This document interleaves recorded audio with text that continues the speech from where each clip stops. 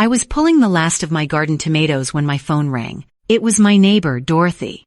Her voice was strange, flat, careful, the way people talk when they're trying not to say the worst thing first.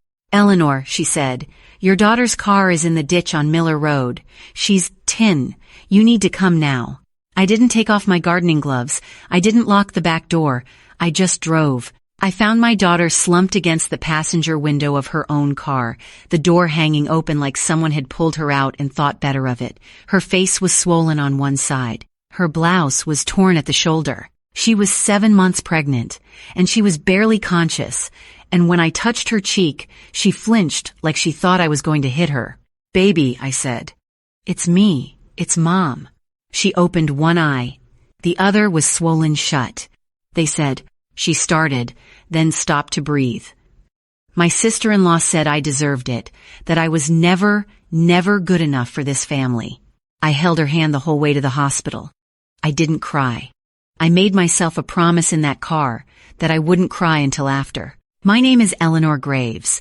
I am 63 years old. I taught high school English for 31 years, and I raised my daughter Simone alone after her father walked out when she was 4. I know what it means to protect something with everything you have. Simone is the finest thing I ever did.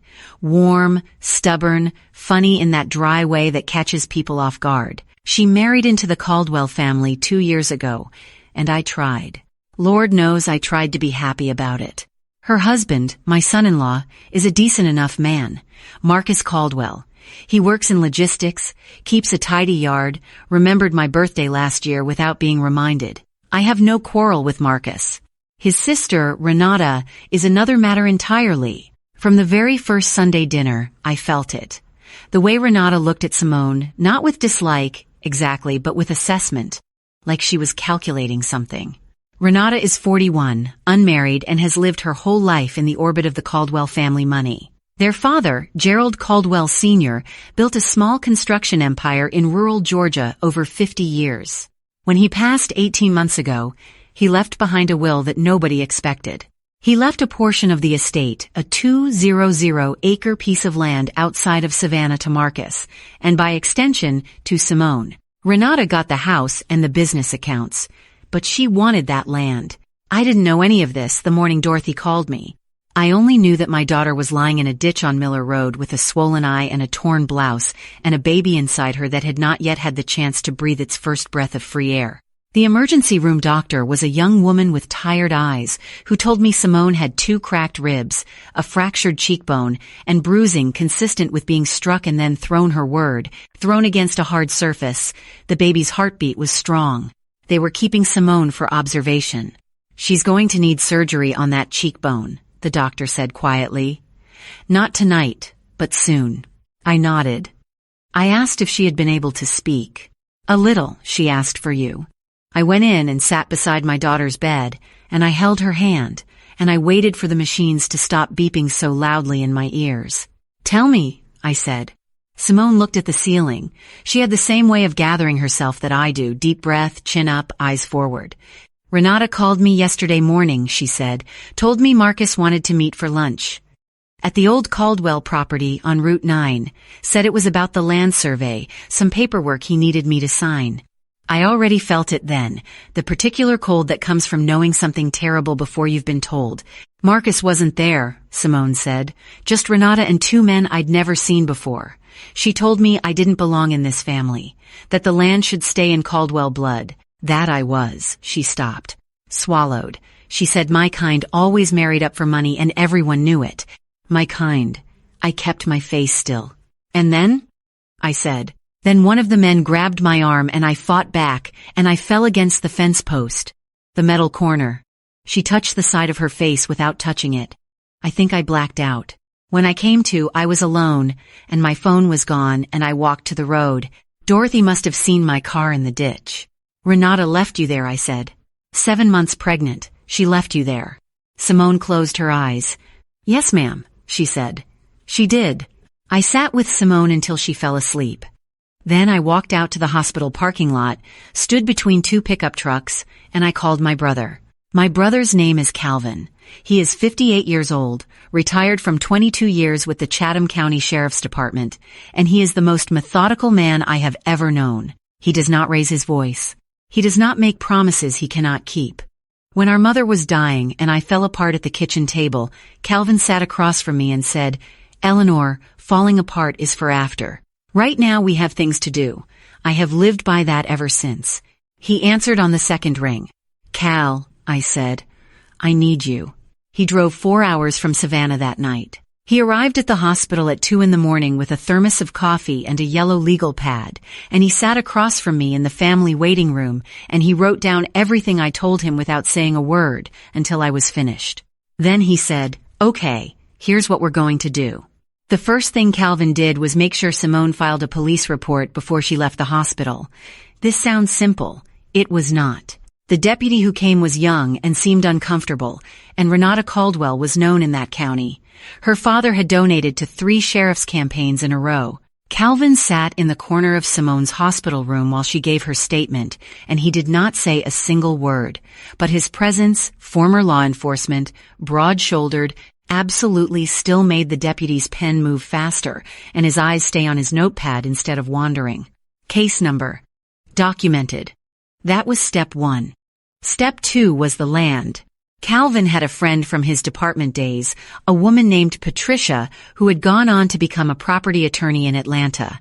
He called her from the hospital parking lot at 7 a.m. By 9, Patricia had pulled the Caldwell estate documents and confirmed what Simone had not fully understood. Gerald Caldwell Sr. had been specific in his will. The Route 9 property, all 200 acres, valued at over $2 million, was deeded to Marcus Caldwell and his legal spouse jointly. Not Marcus alone, jointly. Renata had no claim. She had never had a claim. She knew that. Calvin told me over coffee that morning. She's known it since the will was read. The question is whether she thought she could scare Simone into signing a quitclaim deed, or whether she just wanted her out of the picture entirely. "You think she planned for Simone to lose the baby," I said. Calvin looked at his coffee cup for a long moment. "I think Renata Caldwell didn't much care either way," he said. Marcus came to the hospital that afternoon. I will say this for him: when he walked into Simone's room and saw her face, something in him broke open. He stood in the doorway and he couldn't speak for a full minute. Then he crossed the room and took her hand and put his forehead against hers, and I stepped out into the hallway to give them privacy. Calvin appeared beside me. "He knew about none of it?" I asked. "I believe him," Calvin said. "The lunch meeting was fabricated. Renata told him Simone had a prenatal appointment and asked him to cover a vendor call for her from the office. He was in Atlanta all day." "She used him," I said. "She used everybody," Calvin said. "That's what people like Renata do. They arrange pieces on a board and they walk away before the pieces fall. I thought about my daughter lying against a metal fence post in the Georgia heat, alone, 7 months pregnant, no phone, no help coming. I thought about her walking to that road on her own. She's not walking away this time," I said. Calvin looked at me the way he used to look at me when we were children, and I had finally caught up to something he'd already figured out. He nodded once. "No," he said. "She is not." Patricia, the attorney, filed a civil suit within the week.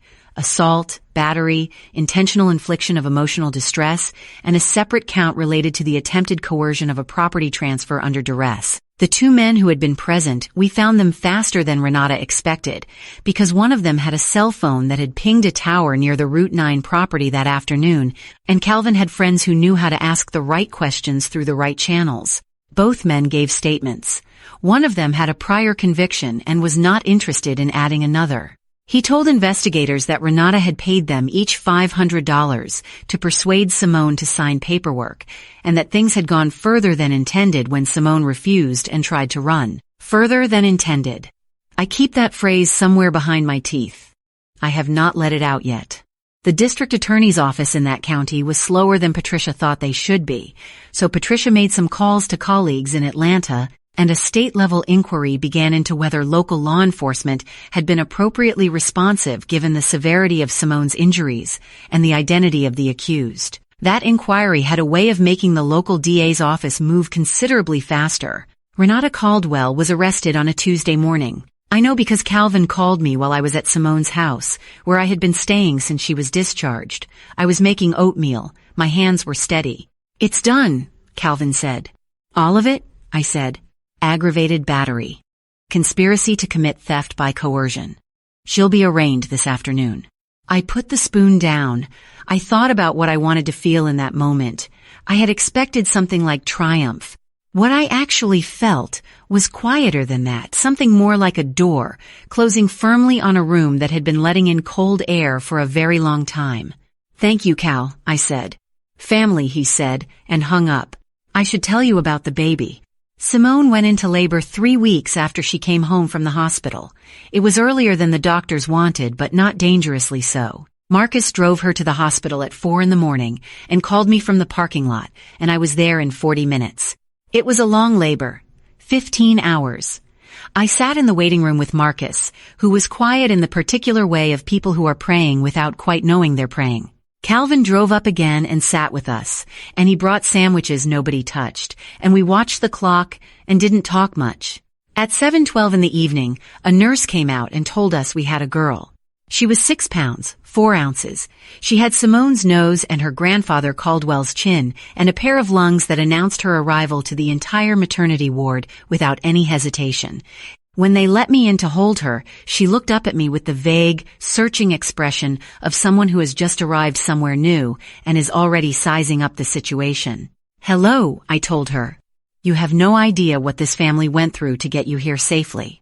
Simone laughed from the bed, which hurt her ribs and made her laugh harder. They named her Ruby. The trial took 9 months. I attended every day that I could, sitting in the 3rd row behind the prosecution's table. Renata's attorney was expensive and competent, and built a defense around the idea that Simone had been on the property voluntarily, that the altercation had been an accident, that Renata could not be responsible for what 2 hired men did in her absence. The problem with that defense was the text messages. Patricia's team had subpoenaed Renata's phone records early in the process. There were 14 texts between Renata and the 2 men in the 48 hours before Simone went to Route 9. The messages did not say, in plain language, hurt this woman. But they said enough. They said make sure she leaves with nothing, and she needs to understand this isn't her family, and, most damning, 30 minutes after Simone was left alone on that property, done? Renata's hired man had replied, yeah. That exchange took the jury 4 hours to deliberate on.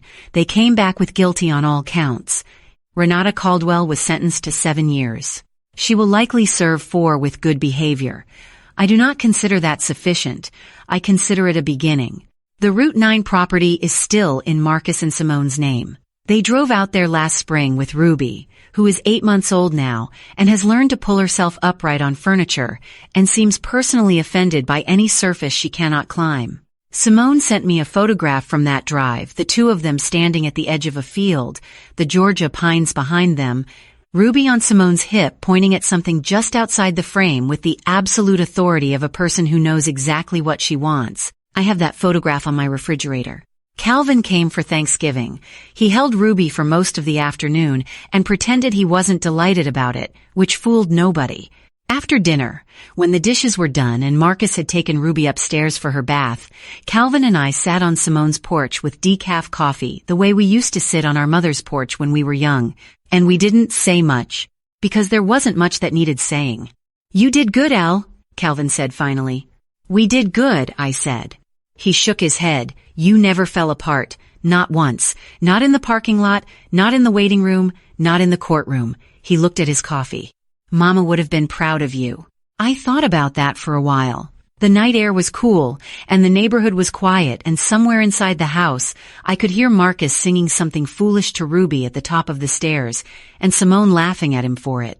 I fell apart plenty, I told Calvin. Just not in front of anyone who needed me to be standing. He nodded like that was the right answer. Maybe it is.